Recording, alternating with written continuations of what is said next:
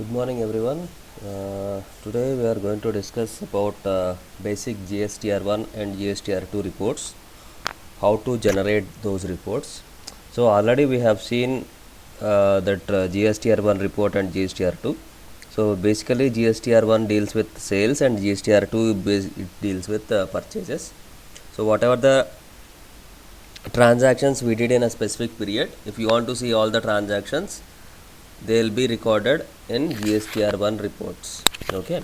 So goods and service tax return 1 refers to the monthly returns which may be consists of all types of outward supplies. Outward supplies in the sense sale. So GSTR1 deal with sale and GSTR2 deal with purchases.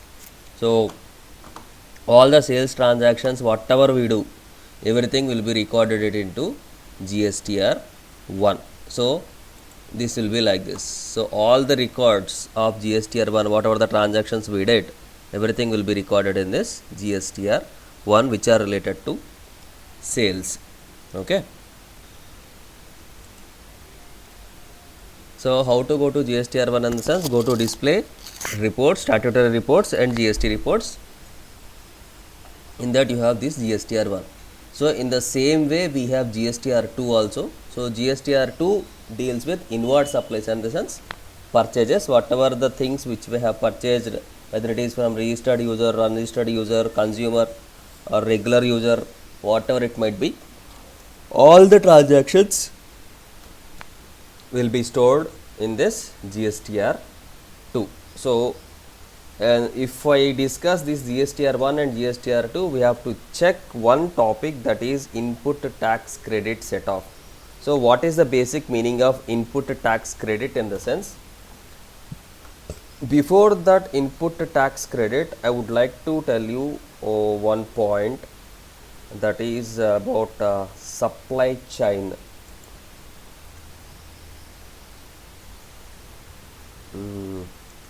For example, we have to discuss, if you want to purchase, if you want to purchase any item from any retail store, if you want to purchase any item for any retail store, it is like it can be a DMart or it can be anything, whatever it might be.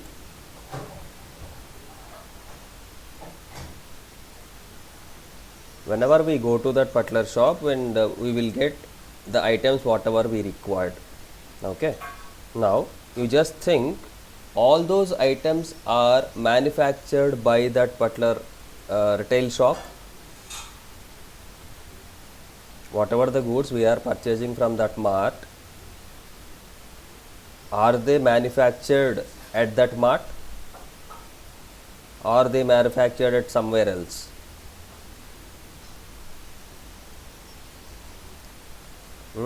They are manufactured at somewhere else, sir.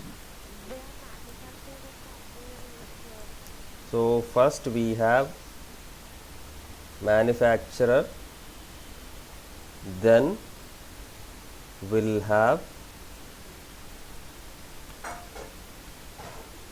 supplier, from there they'll go to retailer, from retailer we are purchasing that item. Yes. So this is a chain whatever we have. First any item is manufactured by the manufacturer. So he'll manufacture, for example, he'll manufacture with 100 rupees. He'll send that item to the supplier for 120 rupees. So from here it will go for 140 to the retailer.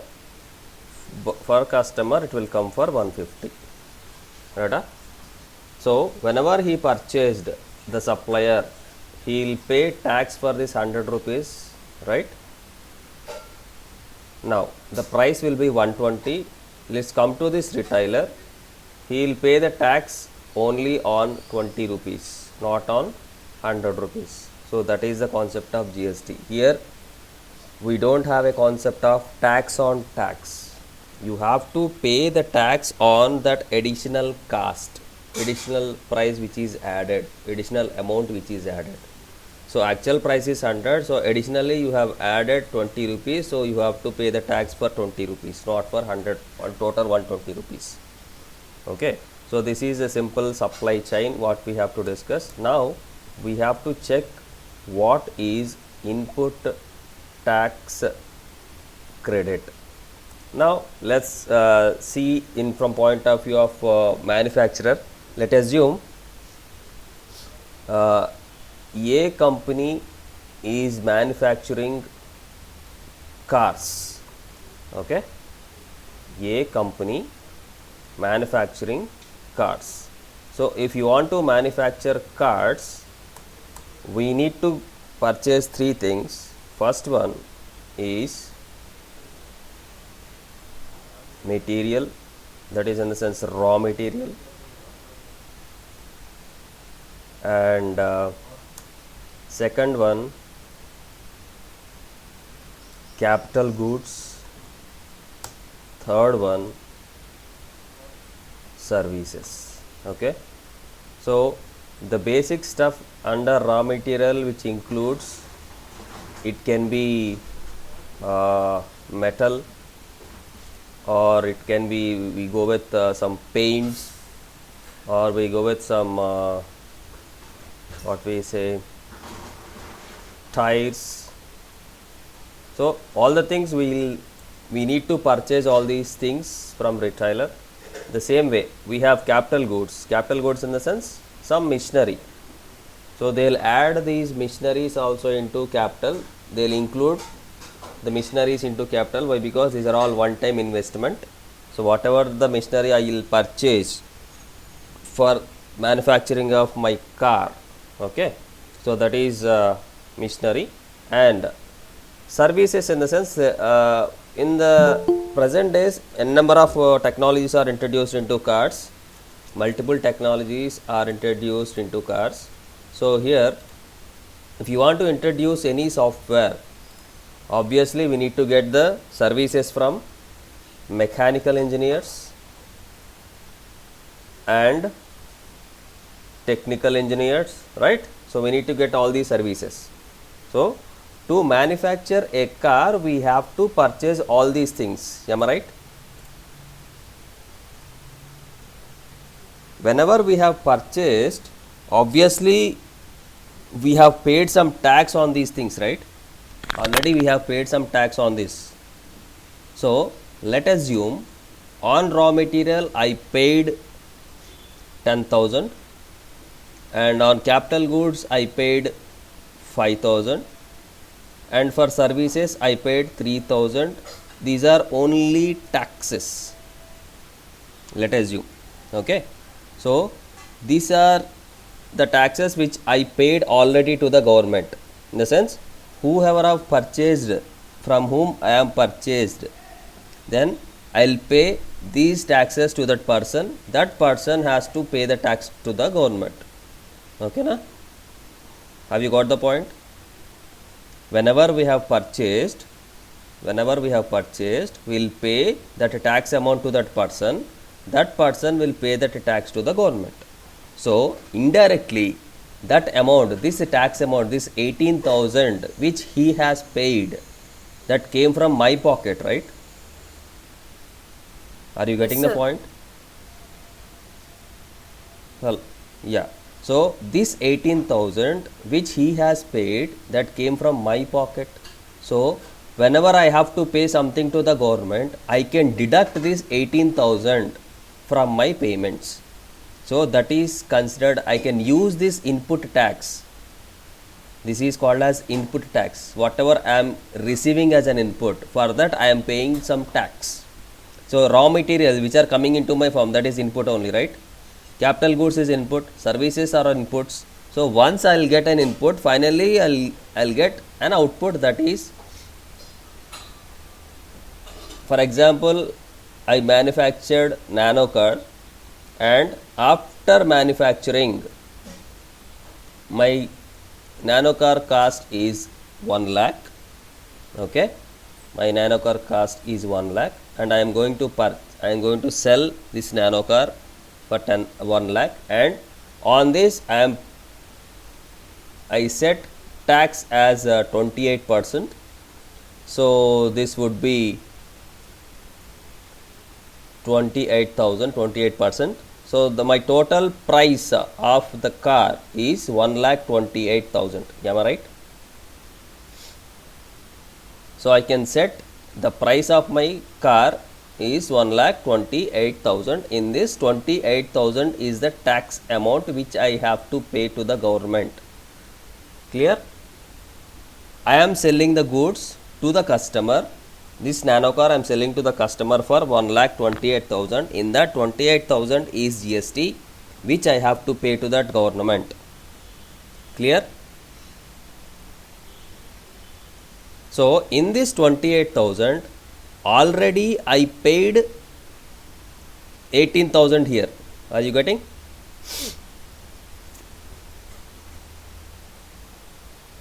Okay, na? So my price is 1,28,000. In that, already I paid 18,000.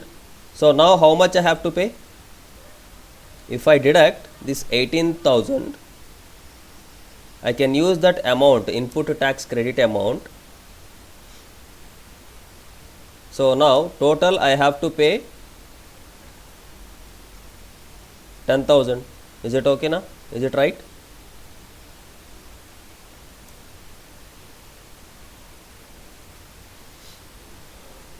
Have you got the point?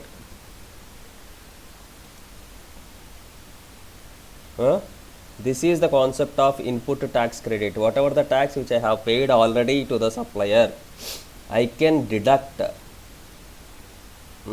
that tax amount from the tax which I have to pay. So I already paid 18,000. So I can use that input tax as a credit to reduce my liabilities. Then I will reduce that liability. Now I will pay only 10,000 to the government. So this is the concept of input tax credit. Okay? Yes, sir. Clear? Do you have any doubts on this input tax credit?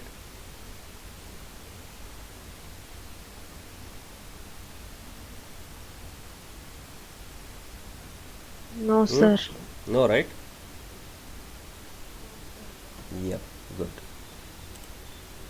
So this is how to set input tax credit. So he has how to pay. So whenever we'll pay that tax to the government, whenever we have purchased, whenever we have sold. When we purchased, we'll pay that tax amount to that supplier. Whenever we sell the goods, we'll receive the tax from the customer. So I'll compare that input and output, and based on that I'll decide whether I have to pay the government or I can get something from the government. For example, your input tax is higher than the output tax, then you will be beneficiary. So you will get some amount from the government. You will get some amount from the government as a return. Okay. So that is about input tax credit. And here how to cancel that challans, whatever the challans will have, we'll see. In challan reconciliation, payment details can be defined. In case if any details are left while recording the payment vouchers, the alteration can be made in the voucher screen. The reconcile the challan, for that statutory report, GST reports, select challan reconciliation. Where we have that challan reconciliation, it is a new model which is newly introduced.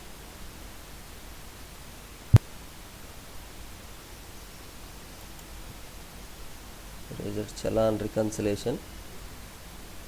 This option, I can't see that option. GST reports, select challan reconciliation.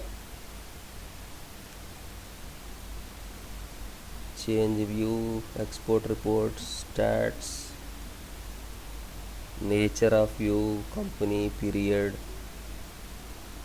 company data, exchange, import, email, print, help. Here I can't see that.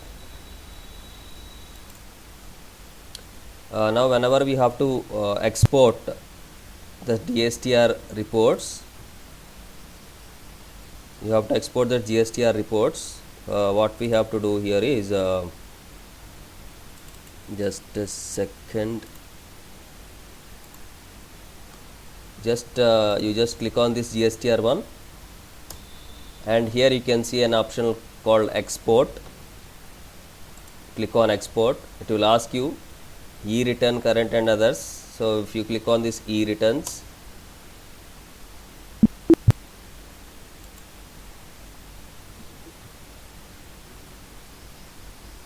voucher having party GSTR number in same in your company too. Do you want to proceed with the export of remaining transactions?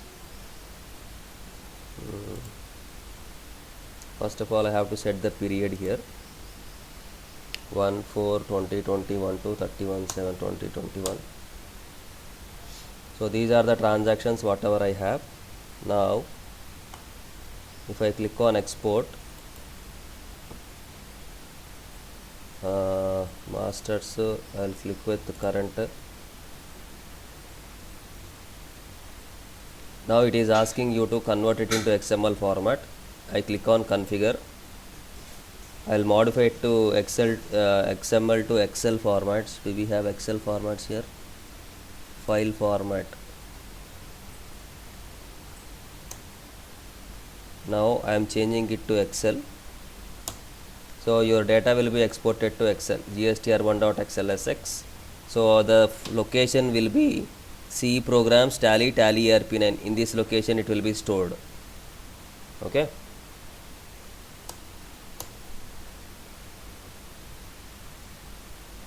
GSTR Excel. Now click on send. Now an Excel sheet exporting to Excel. Excel sheet will be exported. All the documents will be in the form of Excel.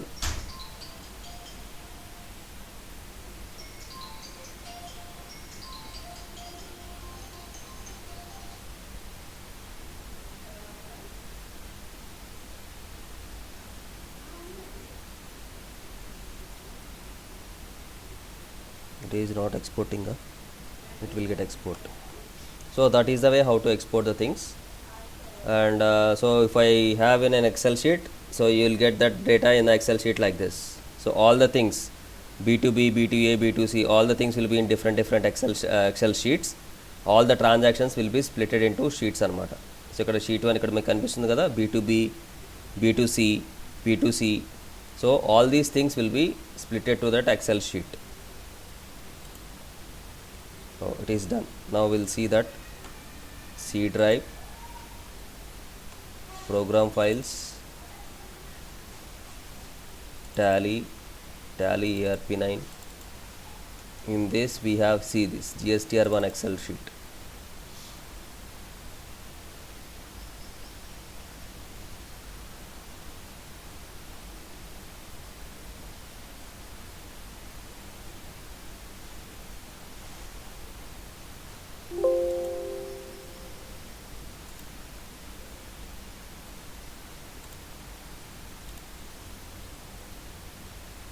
So the complete sheet is exported here.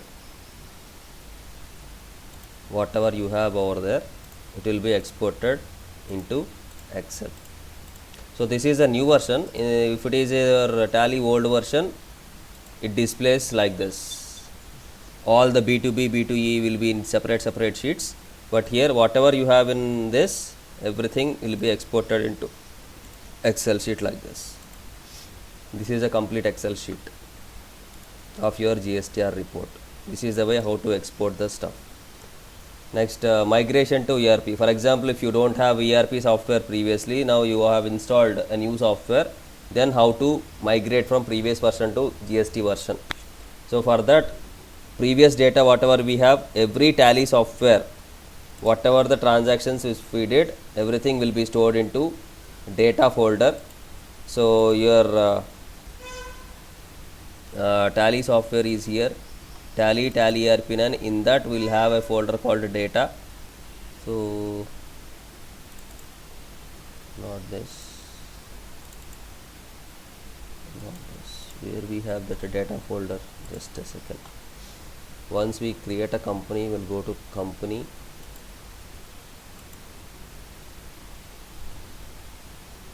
select company, set company,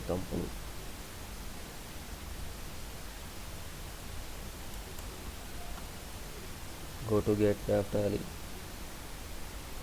F3 company. Now where we have here, we have create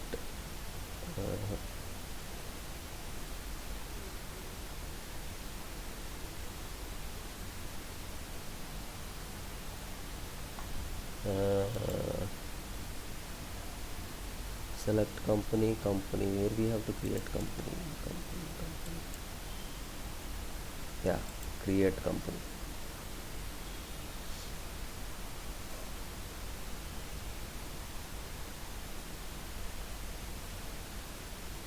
See users public ERP9 data. So it will be here. See users public Tally ERP9 data. See users public Tally ERP9 data. So in this, how many companies you have created? All the company information will be here. So from here you can take the backup of your data, whatever you have, backup the data, migration, GST activation, masters configuration and transaction recording. So all these things we can do. First of all, you have to download the Tally ERP9 release 6.0 and then you have to select the company. It will ask you to migrate, begin data conversion. You just press enter. So and you have to specify the backup data where you have kept the backup. So you just click on that backup location and press enter. So whenever we press enter, automatically whatever the data you will have in your previous Tally software, that will be imported to your present Tally software. Once you migrate all the data, then the second step is you have to activate GST. So already you know how to activate GST. Now you have to set up the GST rates. So depends on your company, you are dealing with same rate. You are dealing with the goods which are having same interest rates. So you can set up all the GST rates at the time of GST activation. So go to gateway of Tally, display reports under GST, GSTR1. Here you can find there are no any inputs. Appears as shown below. Now you have to set the rates for all the stock items. So I mentioned it as a 5%. So these items, every item will have different HSNs, and you have to specify whatever the items you have. Keyboards, you have to set the tax for each and every stock item whatever you have. So he has given an example for keyboard how to do, and remaining you have to do for the remaining options like 5%, 18% and 5%. So once we create all the things, then now automatically we will get this values. Previously we don't have this GST software. So right now you have GST. So you have to update the tax values for the stock items whatever you have already. So this is the way how to set, and how you have to update the masters, updating GST details in stock items. So whenever we open the GST, obviously here you can find GST is applicable and set alter GST details. If you say yes, then you have to enter all the GST values for that each and every stock item whatever you have. Okay, for all the items. Already we know how to alter these details. Already we have seen. Ledger alteration. In the same way, if you don't have GST, these options, this statutory information, it won't appear. Once you activate GST, then only it will come. So the ledgers which are created before GST, once you activate that GST, these options will come. Now again you have to go back to alter that ledger, and you can update the details of that GST details. And how to update the party GST numbers. So you have to go to statutory report, GST, update party GSTN. Go back, here you have display GST reports. Here you have update party GSTN. So how many parties you have? Simply click on all items. So here we'll have GST number. Party type, it is not applicable. So if you don't have GST number, you have to update the GST number who are not having the GST numbers. At a single shot you can update. You can select whether he is a regular dealer or another dealer, enter the registration type, and whatever the GST number you will have, you can enter all the GST numbers. Once you enter the GST numbers and you press yes, it will be done. So this is the way how to update the GST numbers. Go to GST reports, goes to GST reports, and here you have an option called update party GSTN, all items. So who are not having GST numbers, it will give you the list of persons who are not having. So if they are available, then specify the GST number. That's it. Already we have seen how to create this integrated tax ledger, central tax ledger, state tax ledger, how to create. So this is your entire GST of unit 5.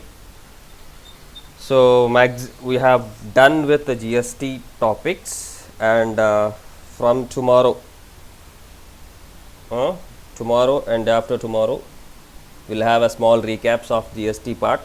We'll go back to unit 1 and we'll see some theoretical part which are left with us. So we'll complete that unit 1 theoretical part.